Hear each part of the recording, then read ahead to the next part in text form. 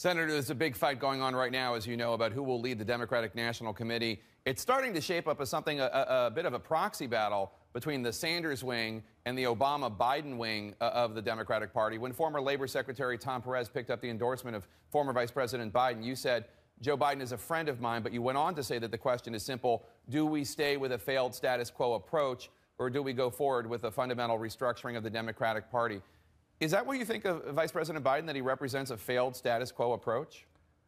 Look, I like Joe, and I certainly have enormous respect for President Obama. But the facts are that despite the reality that we have an extreme right-wing Republican Party, which is way out of touch with the American people on every issue, they now control the White House, the Senate, the House, and 2/3 of the governor's chairs.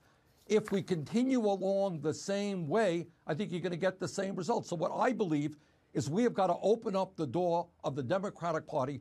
You got to bring in working people. You got to bring in young people. We got to raise money by small donations rather than being dependent on wealthier people. And I think we need to fundamentally change the way the Democratic Party does business and how it is prepared to stand up to the big money interest. You can't be on both sides. The Democratic Party has got to say, yeah, we're going to take on the greed of Wall Street, the greed of the pharmaceutical industry, the greed of corporate America that throws American workers out on the streets and moves to Mexico and China. We are on the side of the elderly and the workers, not on the side of big business. That's a decision that the Democratic Party has got to make.